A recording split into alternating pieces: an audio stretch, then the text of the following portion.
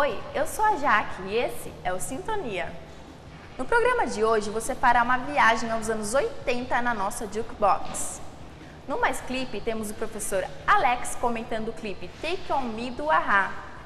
Você sabe o que é enquadramento? Na prática de hoje conta com o professor Felipe Salles para dar uma aula sobre o assunto. E ainda temos o Coringa, trazendo um assunto diferente a cada início de bloco. Para começar, que tal uma listinha, hein? Está no ar, Arquivo 5.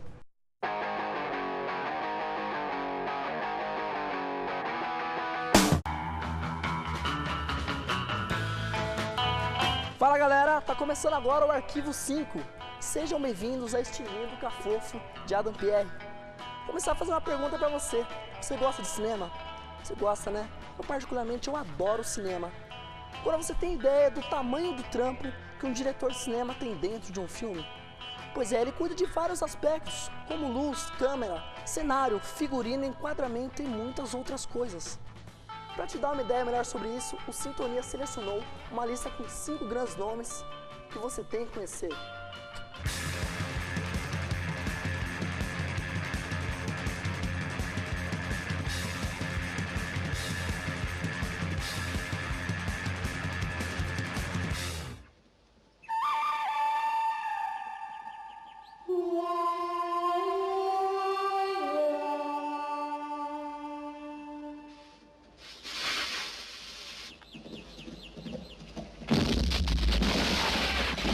Sergio Leone é um dos principais diretores de Western Spaghetti, ou seja, Bang Bang feito por italianos, va bene! Seus filmes foram imortalizados pelas trilhas de Ennio Morricone, como em Três Homens em Conflito, Era Uma Vez na América e Era Uma Vez no Oeste.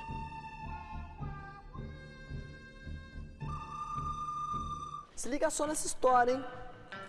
Era uma vez um funcionário de uma locadora que assistiu a tantos filmes que começou a criar os seus próprios. Quentin Tarantino, usando ou não referências, apresenta sempre uma grande originalidade em seus filmes. Além, é claro, de diálogos geniais, seu último filme, Bastardos Inglórios, concorreu ao Oscar deste ano. Originalidade é uma característica nas produções de Wes Anderson.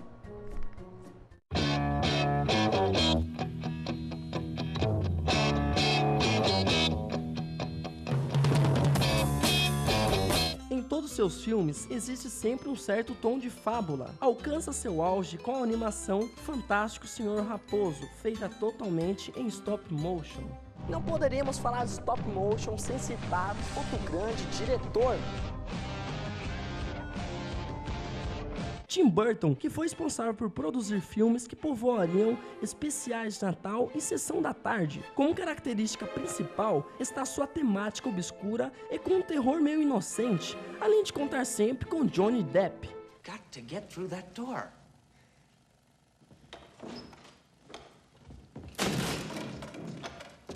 And cut. Perfect. Print it. Let's move on. Com seu mais novo trabalho, Alice no País das Maravilhas, que finalmente foi lançado no Brasil e que conta, é claro, com Johnny Depp no elenco. Quem também está para lançar seu mais novo filme é o diretor francês Michel Gondry, com o filme Besouro Verde, previsto para o final do ano. Observando sua filmografia como Rebobine, por favor, Brilho Eterno de uma Mente Sem Lembranças e Sonhando Acordado, pode-se esperar muita inventividade e trucagens em plena era de efeitos especiais. Curtiu? E ainda tem muito mais no programa de hoje. Não saia daí, Sintonia volta já!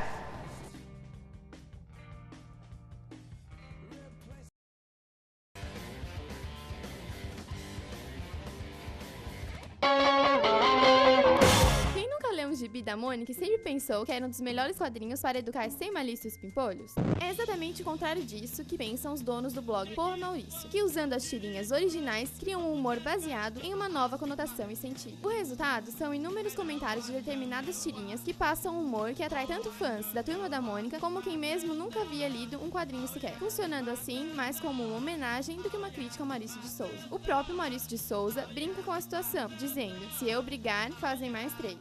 Hoje você fará uma viagem aos anos 80 na nossa Jukebox. Diz aí, Adam.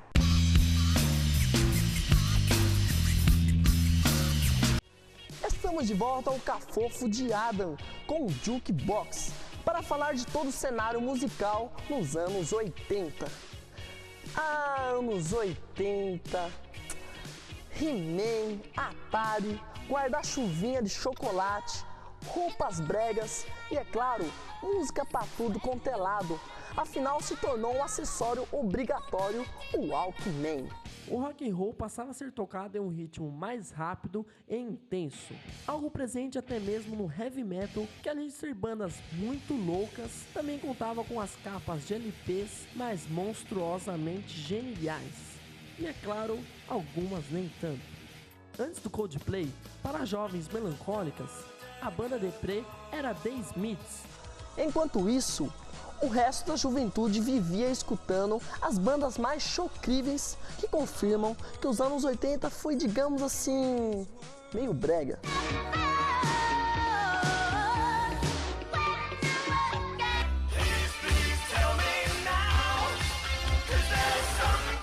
Falando em brega, nada supera o estilo synth pop, em que teclados e sintetizadores eram instrumentos básicos.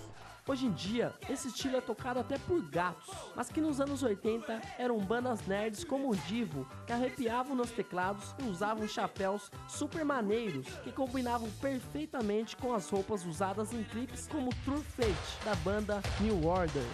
O New Order foi um grande representante do post-punk, um movimento que surgiu após o fim do auge punk em 1977. A banda foi formada a partir de outra banda, chamada Joy Division, que acabou depois do suicídio precoce do vocalista Ian Curtis. Após o incidente, os integrantes da banda se juntaram e formaram o New Order, mudando literalmente a ordem e colocando o ex-guitarrista Bernard Sumner no vocal. O fim do Joy Division e a potencialidade repleta de violência através de movimentos como o Oi na Inglaterra traziam de volta o punk.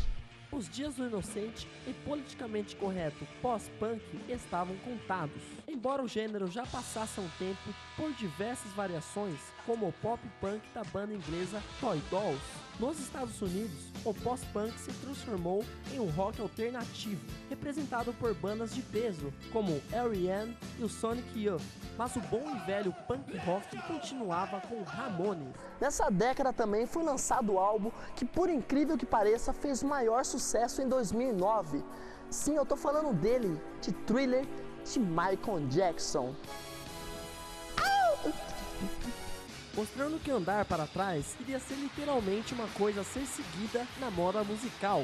Que o diga Madonna, que se contorce e dança mais agora do que nos anos 80, em que era um verdadeiro ícone feminino. E eu não tenho como deixar de lembrar do Rock in Rio de 1985, em que foi o maior incentivo para bandas nacionais no rock. Titãs, Barão Vermelho, Legião Urbana, Kid Abelha, Paralamas do Sucesso tinham um público igual ao de bandas como Ozzy Osbourne, algo espantoso em tempos onde MPB reinava plenamente. Era também a vez do hip hop surgir no Brasil. Liderados por Mano Brown, o grupo Racionais MCs foi um dos principais representantes desse gênero que criticava a desigualdade brasileira. New Wave, heavy metal, synth pop e até mesmo as músicas bregas de Cyndi Lauper nos anos 80, realmente foram muito massa. E agora eu mesmo separei 5 grandes álbuns especialmente para você.